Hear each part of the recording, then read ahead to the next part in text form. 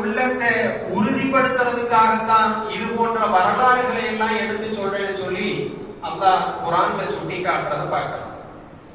இப்ப வரலாறுகள்ங்கிறது முன் சென்றவர்களுடைய வரலாறுகளை அல்லாஹ் குர்ஆன்ல சுட்டி காட்டுறதுக்கு காரணமா அல்லாஹ் குறிப்பிடுறது மக்கள் படிப்பினை பெறணுங்கிறதுக்காக, தங்களுடைய வாழ்க்கையை சீர்திருத்திக்கணுங்கிறதுக்காக, தங்களுடைய வாழ்க்கையை அந்த படிப்பினையை வைத்து உறுதிப்படுத்திக்கணுங்கிறதுக்காக அல்லாஹ் வரலாறுகளை சொல்றதா குர்ஆன்ல சுட்டி காட்டுறான்.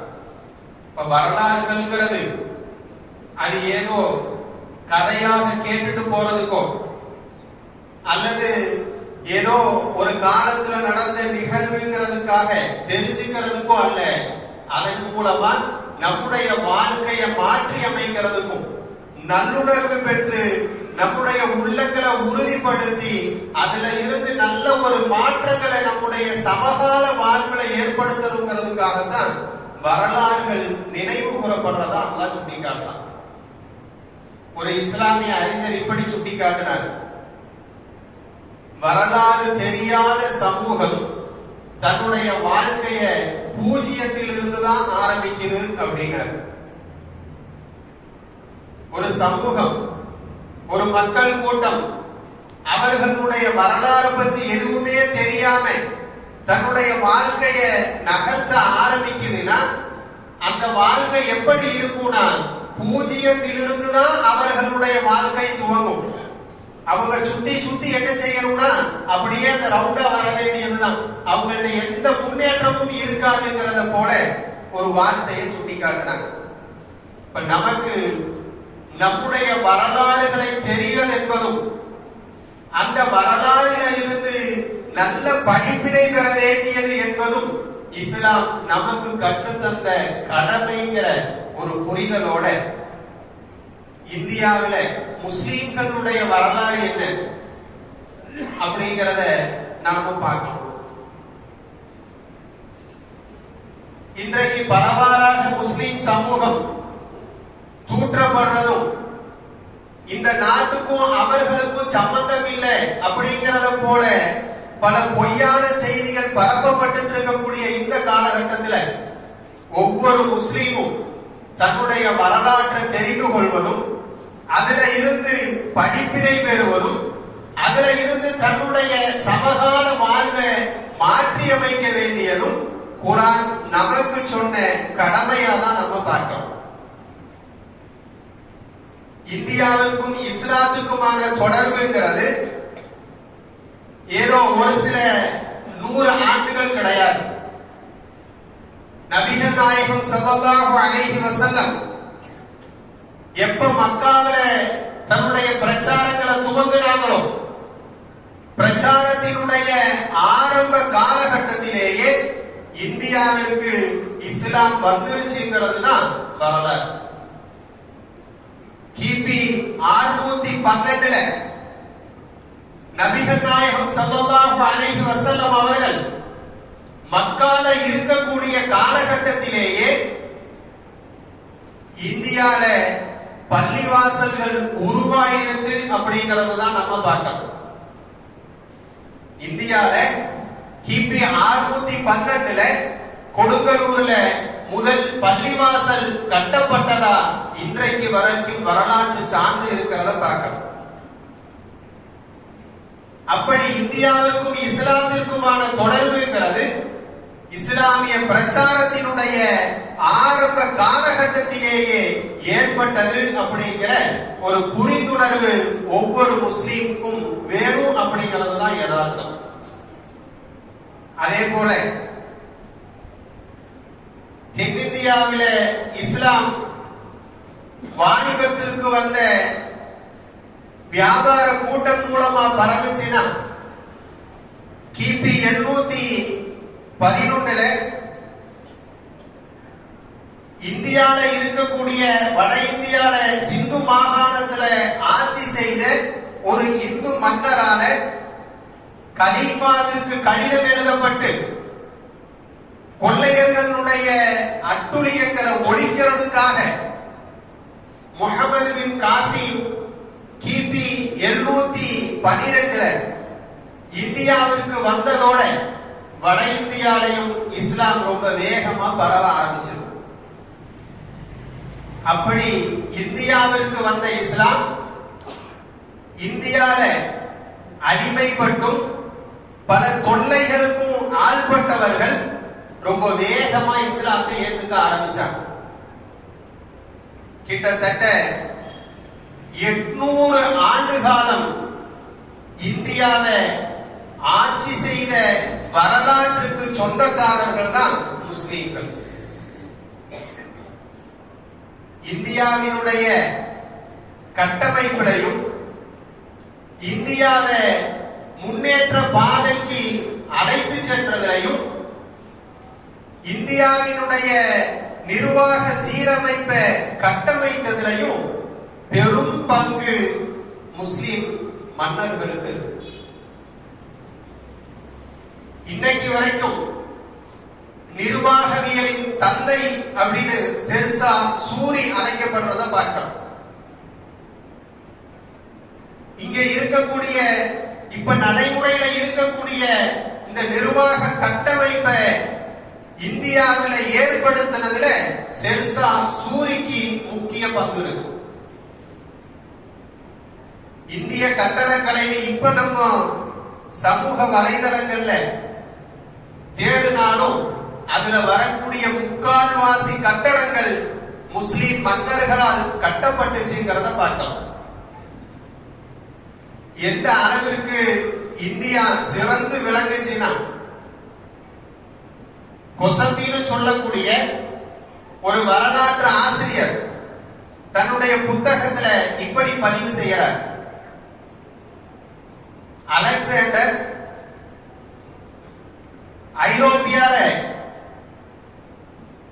ஐரோப்பியாவினுடைய ஆரம்ப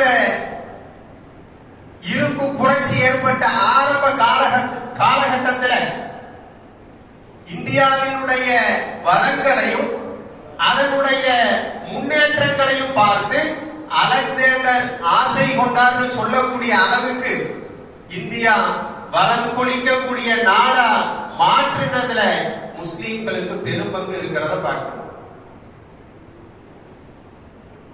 ஆங்கிலேயர்கள் அடிமைப்படுத்தக்கூடிய நேரத்துல, இந்தியாவை ஆக்கிரமிக்க வந்த நேரத்துல அவர்களை எதிர்த்து போராடின வரலாற்றுக்கு சொந்தக்காரர்களும் முஸ்லிம்கள் தான்.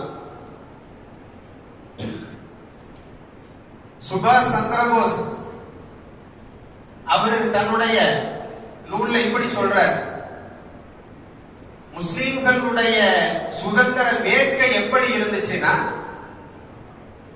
அவர்களுடைய சதவீதத்திற்கும் அதிகமாக உயிர் தியாகம் செய்யக்கூடிய அளவிற்கு சுதந்திர வேட்கை முஸ்லிம் சமூகத்துக்கு இருந்துச்சுன்னு சொல்லக்கூடிய அளவுக்கு ஆக்கிரமிப்பாளர்களை எதிர்த்து போரிட்ட வரலாறுக்கும் சொந்தக்காரர்கள் நாம் பார்க்கிறோம்.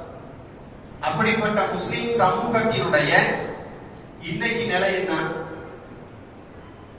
சமகால இந்தியா எப்படி இருக்கு? இன்றைக்கு எல்லா துறைகளிலும் முஸ்லிம்கள் திட்டமிட்டு புறக்கணிக்கப்படுறத பார்க்கிறோம். முஸ்லிம்கள் முன்னேற விடாம முஸ்லிம்களுடைய வளர்ச்சி திட்டமிட்டு தடுக்கப்படுறதை நம்ம பார்க்கிறோம்.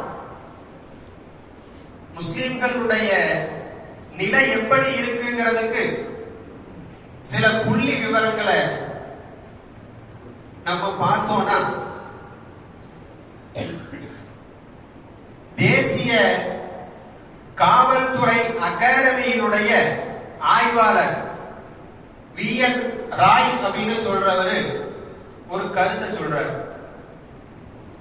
இந்தியால முஸ்லிம்கள் 13.4% இருக்கிறாங்க.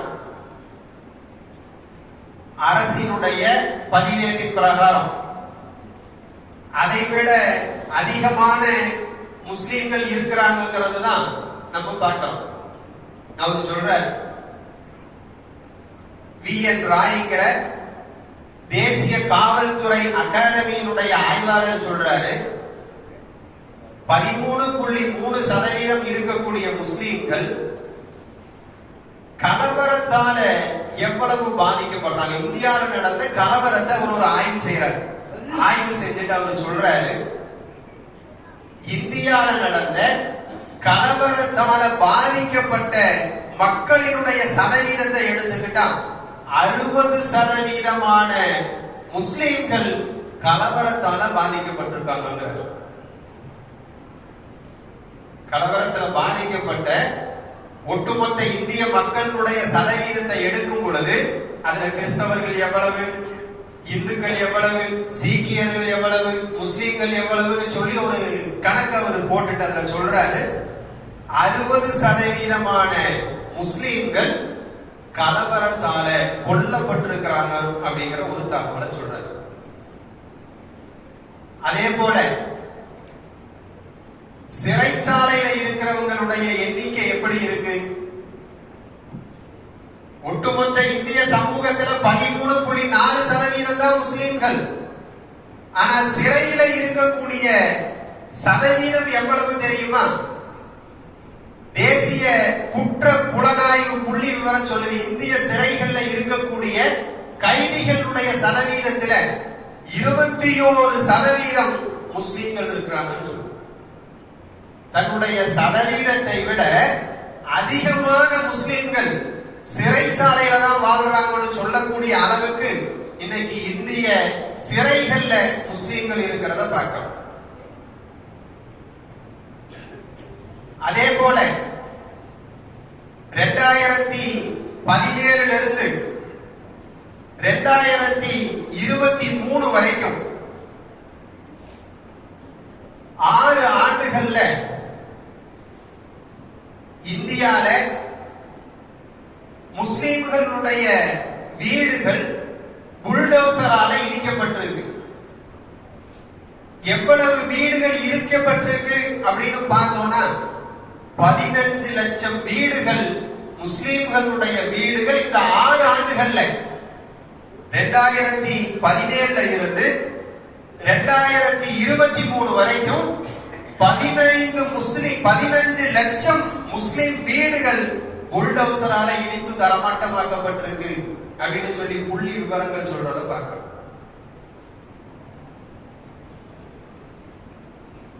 800 வருஷம் ஆட்சி செய்த முஸ்லிம்களால நிறைய பள்ளிவாசல்கள் கட்டப்பட்டுச்சு. பள்ளிவாசல்கள் இடிக்கப்படுறதும் பழம்பெரும் பள்ளிவாசல்கள் கோயிலை இடிச்சுதான் கட்டப்பட்டுச்சுங்கிற ஒரு பொய்யான வதந்திகளை பரப்பி பள்ளிவாசல்களை ஆக்கிரமிக்கிறதும் இன்றைக்கு சர்வசாதாரணமா நடந்துட்டு வர்றதை பார்க்கிறோம். பாபர் மசூதி இடிக்கப்பட்டதும், ஞானவாபி பள்ளிவாசல் அகழ்வாராய்ச்சி செய்யப்பட்டதும், சமீபத்தில் சம்பல்ல இருந்த சாஹி மஸ்ஜிது பாதுகாக்கிறதுக்காக 6 பேர் சுட்டுக் கொல்லப்பட்டதும், அதுக்கு கீழே கோயில் இருந்துச்சுன்னு சொல்றது இப்ப நம்ம கேள்விப்பட்டது. ஆனா உமர் காலின்னு சொல்லக்கூடிய ஒரு வரலாற்று ஆய்வாளர் டிசம்பர் 2001 டிசம்பர் 21 2010 அவர் ஒரு ஆய்வு செஞ்சு ஒரு கட்டுரையை வெளியிடுறார். 2010 டிசம்பர் 21 உமர் காலின்னு சொல்லக்கூடிய ஒரு ஆய்வாளர் ஒரு ஆய்வை இந்தியாவில் வழிபாட்டு தலங்கள் எவ்வளவு இடிக்கப்பட்டிருக்குன்னு சொல்லி ஒரு ஆய்வு செஞ்சு ஆலய இடிப்பில் அவமதிக்கப்படும் மதம் அப்படின்னு சொல்லி அவர் ஆய்வு கட்டுரை எழுதுறார். அது எழுதி 2010 டிசம்பர் 1 அதை வெளியிடுறார். அவர் ஒரு புள்ளி விவரம் சொல்றார். நமக்கு தெரிஞ்சதெல்லாம் பாபர் மசூதியும் ஞானவாபி மசூதியும் இப்ப சம்பல்ல இருக்கக்கூடிய மசூதியும் இன்னும் சில மசூதிகள் தானே.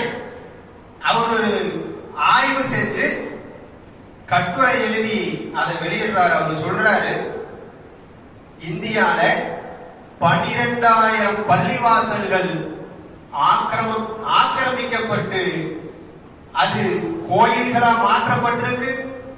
சில இடங்கள் குப்பை கூலங்களா மாற்றப்பட்டிருக்கு. சில இடங்கள் ரோடுகளா தரைமட்டமாக்கப்பட்டிருக்கு. சில பள்ளிவாசல்கள் அது இடிச்சு அது இருந்த அடையாளமே தெரியாம ஆக்கப்பட்டிருக்குன்னு சொல்லி ஒரு ஆய்வு சொல்றாரு. அதுல ஒவ்வொரு வருடங்களும் அந்த வருடத்துல ஏற்பட்ட கலவரத்தால அல்லது சில நிகழ்வுகளால திட்டமிட்டு பறிக்கப்பட்ட பள்ளிவாசல்களை பற்றின ஒரு பெரிய பட்டியலையே தர்றார். 1979 மத்திய பிரதேசத்துல நடந்த கலவரத்துல 55 பள்ளிவாசல்கள் இடிச்சு தரமட்டமாக்கப்பட்டிருக்கிறார். 1989 பாகல்பூர்ல நடந்த கலவரத்துல 57 பள்ளிவாசல்கள் இடிக்கப்பட்டு அது கோயில்களாகவும் இன்ன பிற இடங்களாகவும் மாற்றப்பட்டிருக்கிறார். 1990 ஹைதராபாத்ல 77 பள்ளிவாசல்கள் இதே போன்று ஆக்கிரமிக்கப்பட்டிருக்கிறார். 2002 குஜராத்ல 236 பள்ளிவாசல்கள் இடிச்சு தரமட்டமாக்கப்பட்டிருக்கிறார். இப்படி 12,000 பள்ளிவாசல்கள் இந்தியால முஸ்லிம்கள் இழந்திருக்காங்கன்னு சொல்லி ஒரு புள்ளி விவரத்தை சொல்றாரு. அதே போல இந்திய தொல்லியல் துறையினுடைய கட்டுப்பாட்டின் கீழே 118 பள்ளிவாசல்கள் இருக்கு. அது எந்த பள்ளிவாசல்லையும் தொழுகைக்கு அனுமதி இல்லைங்கிறார். இப்படி முஸ்லிம் வழிபாட்டு தலங்களுக்கு எதிராக நிறைய ஆக்கிரமிப்புகள் இன்னைக்கு நடந்துட்டு இருக்குங்கிற ஒரு ஆய்வு கட்டுரைய உமர் காலிதுங்கிறவர் எழுதுனதை நம்ம பார்க்கிறோம். அதே போல முஸ்லிம் சமூகத்துக்கு எதிரான வெறுப்பு பேச்சுங்கிறது இன்றைக்கு கடந்த ஒரு 6 ஆண்டுகளா NCRBன்னு சொல்லக்கூடிய தேசிய குற்ற ஆவண காப்பகம் ஒரு புள்ளி விவரத்தை வெளியிடுது. என்னன்னா, கடந்த 6 ஆண்டுகளா முஸ்லிம்களுக்கு எதிரான வெறுப்பு பேச்சுங்கிறது 500% அதிகரிச்சிருக்குங்கிறார். 1 2 அல்ல, 100 அல்ல, 500% வெறுப்பு பேச்சு கடந்த 6 ஆண்டுகள்ல அதிகரிச்சிருக்குன்னு சொல்லி ஒரு புள்ளி விவரம் சொல்றத பார்க்கிறோம். அதே போல திட்டமிட்டு முஸ்லிம்களுடைய வரலாறுகள் மறைக்கப்படுறதும் மாற்றி அமைக்கப்படுறதும் இன்றைக்கு தொடர்கதையாயிட்டு வர்றதை பார்க்கிறோம். அதனுடைய ஒரு பகுதியா முஸ்லிம்களுடைய பகுதிகளுக்கு பெயர் மாற்றம் செய்கிறது. மியான்கஞ்சில் இருந்த இடத்தை மாயாகஞ்சின்னு மாத்தினதும், அவுரங்காபாத சத்ரபதி சப்ஜின்னு மாத்தினதும், உஸ்மானாபாத தாராசிப்னு மாத்தினதும், அலகாபாத பிரயாக்ராஜ்னு மாத்தினதும், ஃபைசாபாத அயோத்தியான்னு மாத்தினதும், இப்படி நிறைய அடுக்கிட்டே போலாம். முஸ்லிம்களுடைய பெயர்ல இருந்த பகுதிகளும் முஸ்லிம் பகுதிகளா அறியப்பட்ட இடங்களையும் இன்றைக்கு பெயர் மாற்றம் செஞ்சு அதற்குண்டான வரலாறுகளை அழிக்கக்கூடிய வேலையை நம்ம இன்னைக்கு அரசாங்கமே நின்று செய்யறத பார்க்கிறோம். இப்படி முஸ்லிம்களுக்கு எதிரான நடவடிக்கைகள் நாளுக்கு நாள் அதிகரிச்சுட்டு வரக்கூடிய ஒரு காலகட்டத்துலதான் இன்றைக்கு முஸ்லிம் சமூகம் வாழ்ந்துட்டு இருக்கும். அதே போல ஏதாவது தொழில்துறைகள்ல கொஞ்சம் முன்னுக்கு வந்தா கலவரங்கள் பேர்ல முஸ்லிம் சமூகத்தினுடைய சொத்துக்கள் சூறையாடப்படுறதும் தொடர்ந்து நிகழக்கூடியதா நம்ம இன்றைக்கு நிறைய புள்ளி விவரங்கள் சொல்றத பார்க்கிறோம். சமகால முஸ்லிம்கள் ஒரு மிகப்பெரிய பின்னடைவுக்கும் ஒரு அச்சுறுத்தலுக்கும் ஆளாகக்கூடிய இந்தியால தான் நம்ம வாழ்ந்துட்டு இருக்கோம். எதற்காக இந்த தகவல்? நமக்கு அப்படி ஒரு சந்தேகம் வரலாம் இல்லையா? எதுக்காக இதையெல்லாம் இப்ப சொல்லணும்? வரலாறுங்கிறது அல்லாஹ் சொல்ற மாதிரி படிப்பினை பெறதுக்கு தானே. இன்றைக்கு நடக்கக்கூடிய நிகழ்வுகளை எல்லாம் நாம எப்படி பார்க்கிறோங்கிறது ஒரு புறம் இருக்கட்டும். வி.டி. ராஜசேகர் சொல்லக்கூடிய ஒரு எழுத்தாளர் முஸ்லிம் சமூகத்துக்கு நடக்கக்கூடிய அநீதிகளை எல்லாம் பார்த்து அவர் ஒரு புத்தகம் எழுதுறார். நாம இந்த நிகழ்வுகளை எல்லாம் சாதாரணமா கடந்து போயிடறோம். ஆனா வி.டி. ராஜசேகர் சொல்லக்கூடிய ஒரு எழுத்தாளர் 30 ஆண்டுகளுக்கு முன்னாடி ஒரு புத்தகத்தை எழுதினார். அதுல அவர் ஒரு வரலாற்று உதாரணத்தோட ஒரு சம்பவத்தை சொல்றார். இங்க எப்படி முஸ்லிம்கள் ஒரு 800 ஆண்டுகால வரலாற்றுக்கு சொந்தக்காரர்களோ அதே போல உலக நாடுகள்ல ஸ்பெயின் ஒரு நாடு இருந்துச்சு. 780 ஆண்டுகால வரலாற்றுக்கு சொந்தக்காரர்கள் அங்க முஸ்லிம்கள் இருந்தாங்க. ஒரு வருடம் 2 வருடம் இல்ல, 780 வருடங்கள் ஆட்சி அதிகாரத்தில் முஸ்லிம்கள் இருந்தாங்க. அந்த முஸ்லிம்கள் பூண்டோடு அழிக்கப்பட்டாங்க அப்படின்னு சொல்லி அதுக்கு ஒரு 9 காரணங்கள் அவர் சொல்றாரு.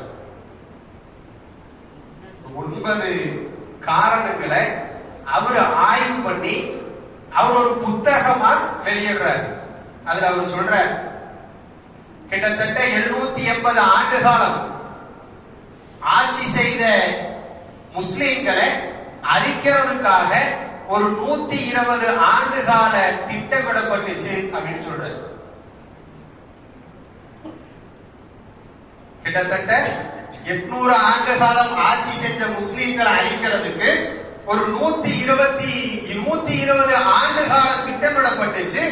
அது 9 செயல் திட்டம் வகுக்கப்பட்டு அந்த 9 செயல் திட்டத்தின் அடிப்படையில முஸ்லிம் சமூகம் ஸ்பெயின்ல துடை தெரியப்பட்டுச்சு அப்படின்னு சொல்லிட்டு அவர் சொல்ற அதே போன்ற ஒரு சதி திட்டம் இந்தியாலையும் போடப்பட்டிருக்கு அப்படின்னு சொல்றாரு.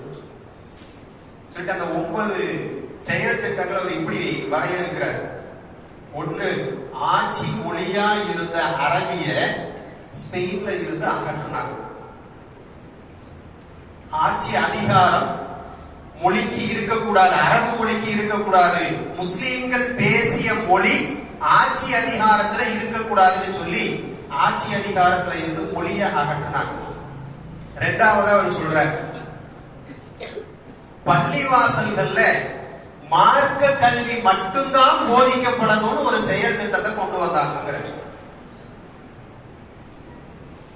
இஸ்லாத்தினுடைய வரலாறை எடுத்துக்கிட்டா பள்ளிவாசல்கள் தான் கல்வி கூடங்களா, பல்கலைக்கழகங்களா, நீதிமன்றங்களா, சிறைச்சாலைகளா, முக்கிய ஆலோசனை கூடங்களா எல்லாம் இருந்தது பள்ளிவாசல்கள் தான். ஆனா பள்ளிவாசல்கள் எப்படி மாற்றப்படணும்னா அங்க அறிவியல் போதிக்கப்படக்கூடாது, சமூகவியல் போதிக்கப்படக்கூடாது, வேற எந்த அறிவு ஞானமும் பள்ளிவாசல்ல இருந்து ஒருத்தர் பெற்றக்கூடாது. அங்க மார்க்க கல்வி மட்டும்தான் போதிக்கப்படணுங்கிற ஒரு செயல் திட்டத்தை நடைமுறைப்படுத்தினாங்க. மூணாவது அவர் சொல்ற, ஸ்பெயின்ல இருக்கக்கூடிய முஸ்லிம்களை எல்லாம் கொடுமைக்காரர்கள், அவங்க ரொம்ப கொடூரமானவர்கள், நாட்டுக்கு எதிராக வேலை செய்யக்கூடியவர்கள் அப்படிங்கிற மாதிரி எல்லாம் வதந்திகளை பரப்பி விடணுங்கிற செயல் திட்டத்தை நடைமுறைப்படுத்தினாங்க. நாலாவது அவர் சொல்ற, ஸ்பெயின்ல இருக்கக்கூடிய அதிகாரிகளால முஸ்லிம்கள் தீவிரவாதிகள் அப்படின்னு சொல்லி பரப்பப்படும்.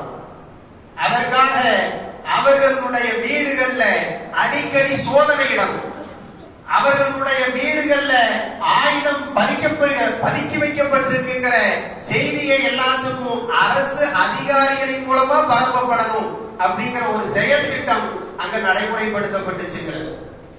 அஞ்சாவது அவர் சொல்றார், முஸ்லிம்கள் எல்லாம் வந்தேரிகள், முஸ்லிம்களுக்கு இந்த நாட்டுக்கு சம்பந்தம் இல்லை அப்படிங்கிற செய்தி, பொய் செய்தி பரப்பப்படணும் அப்படிங்கிற ஒரு செயல் திட்டம் அங்க நடைமுறைப்பட்டுச்சு அப்படிங்கிற. ஆறாவதா, முஸ்லிம்களை எல்லாம் தாய் மதத்திற்கு திரும்பணும் அப்படிங்கிற ஒரு செயல் திட்டத்தை நடைமுறைப்படுத்துறாங்க. முஸ்லிம்கள் எல்லாம் பிறவிலேயே முஸ்லிம்கள் இல்லை, அவர்களுக்கு இங்க கட்டாயமா மதமாற்றம் செய்யப்பட்டுச்சு. அதனால அவர்களை எல்லாம் மறுபடியும் தாய் மதத்திற்கு திரும்ப வைக்கணுங்கிற ஒரு செயல் திட்டம் நடைமுறைப்படுத்தப்பட்டுச்சுங்கிற. ஏழாவதா, முஸ்லிம்கள் எல்லாம் சட்டவிரோத குடிமக்கள் சொல்லி பிரகடனப்படுத்தணுங்கிற ஒரு செயல் திட்டம் செயல்முறைப்படுத்தப்பட்டுச்சுங்கிற. எட்டாவதா சொல்ற, மஸ்ஜிதுகளுடைய அதிகாரம் பறிக்கப்படணும்.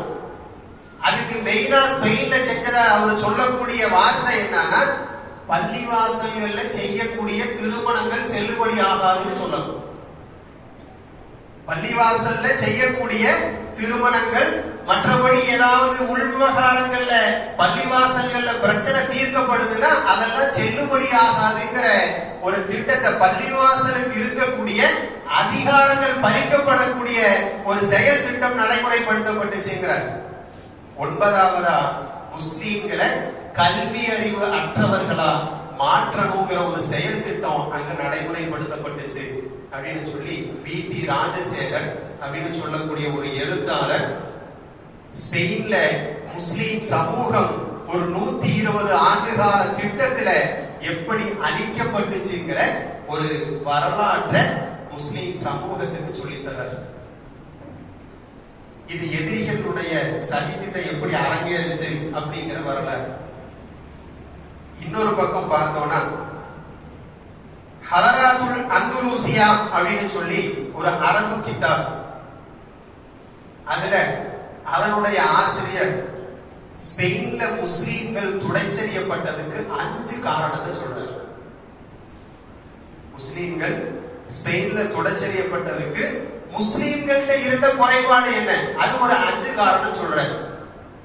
அவர் சொல்லக்கூடிய முதல் காரணம், முஸ்லிம்கள் ஸ்பெயின்ல துடைச்செறியப்பட்டதுக்கு என்ன காரணம்னா, முஸ்லிம்கள் தங்களுடைய வாழ்க்கையில இஸ்லாத்தை நடைமுறைப்படுத்துறதுல இருந்து விலகி இருந்தாங்க. முதல் காரணமா அவர் சொல்றது.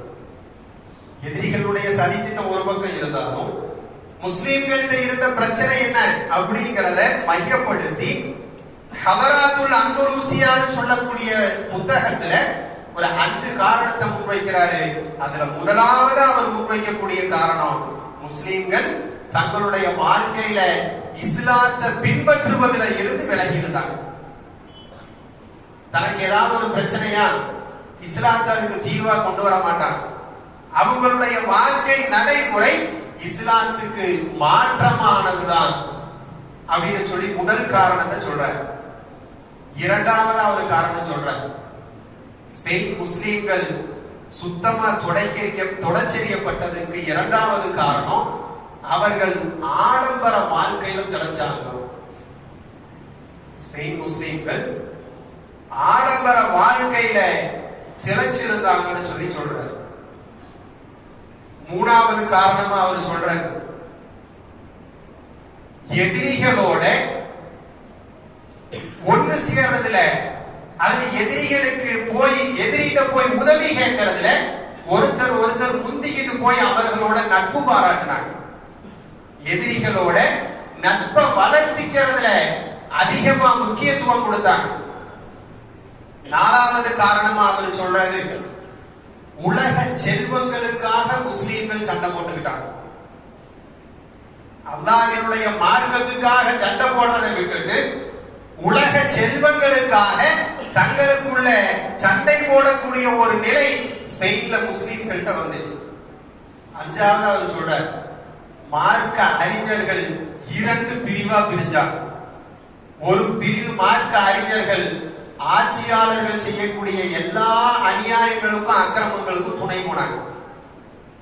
இனி ஒரு மார்க்க அறிஞர்கள் அவங்களை எதிர்க்கக்கூடிய, அப்படி 2 பிரிவா மார்க்க அறிஞர்கள் பிரிஞ்சாங்க. இப்படி ஒரு 5 காரணம் தான் முஸ்லிம்கள் ஸ்பெயின்ல பூண்டோடு அழிக்கப்படுறதுக்கு காரணமா இருந்துச்சுன்னு சொல்லி முஸ்லிம் சமூகத்தினுடைய பலகீனங்களை ஹதராத்துல் அந்துலூசியான்னு சொல்லக்கூடிய புத்தகத்துல அதனுடைய ஆசிரியர் குறிப்பிட்டார். வரலாறுங்கிறது இன்றைக்கு அல்லாஹ் குர்ஆன்ல சொல்ற மாதிரி அது முஸ்லிம்களுக்கு படிப்பினையாகவும் தன்னுடைய வாழ்க்கையை மாற்றி அமைக்கிறதுக்காகவும் தன்னை உறுதிப்படுத்திக்கிறதுக்காகவும் தான் சொல்லி அல்லாஹ் சொல்றானே. வரலாறுகள் நினைவு கூறப்பட்டிருக்கு. இந்தியால முஸ்லிம்களுடைய வரலாறு தொடச்செறியப்படுறதுக்கும் அழிக்கப்படுறதுக்கும் இன்னைக்கு ஒரு பெரிய சதித்திட்டம் அரங்கேறிட்டு இருக்கு அப்படிங்கிறதும், அது ஸ்பெயின்ல எப்படி நடைமுறைப்படுத்தப்பட்டுச்சோ அது போல இந்தியால நடைமுறைப்படுத்தப்படுறதுக்கு உண்டான எல்லா திட்டங்களும் இன்றைக்கு நடைமுறைப்படுத்தப்பட்டு இன்னைக்கு அதை வெற்றி காணக்கூடிய நிலையில பாசிச சக்திகள் இருக்கக்கூடிய நேரத்துல முஸ்லிம் சமூகம் எப்படி இருக்குங்கிற ஒரு சூழ்நிலையும் இன்றைக்கு பட்ட வருத்தமா வரலாற்று ஆசிரியர்களால நமக்கு நினைவு கொடுக்கப்பட்டிருக்கு.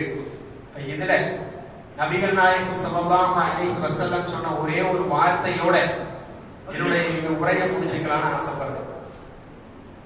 நபி ஸல்லல்லாஹு அலைஹி வஸல்லம் அவங்களும் ஒரு முன்னறிவிப்பு செஞ்சாங்க.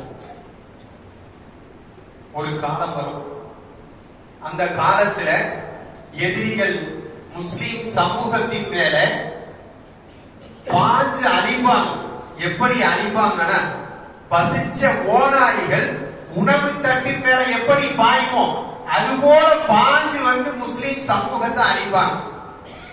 சஹாபாக்கள் கேட்டாங்க, யார சொல்லுதாங்க? அப்ப முஸ்லிம் சமூகம் கொஞ்சமா இருக்குமோ? முஸ்லிம் சமூகம் எதிரிகளால இப்படி பாய்ந்து அழிக்கப்படுற அளவுக்கு ரொம்ப பலகீனமா இருப்பாங்களோ, கொஞ்சமா இருப்பாங்களோ அப்படின்னு கேட்கும் பொழுது ஸல்லல்லாஹு அலைஹி வஸல்லம் சொன்னாங்க, இல்ல இல்ல, முஸ்லிம் சமூகம் நிறைய இருப்பாங்க. ஆனா அவர்களுடைய உள்ளத்துல வகம் இருக்கும்னு சொன்னாங்க ஸல்லல்லாஹு அலைஹி வஸல்லம். நீ சஹாபாக்கள் கேட்டாங்க, யார சொல்லுதா? வகம்னா என்ன? ஹுப்பு துன்யா கராஹியத்துல் மௌத்னு சொன்னாங்க.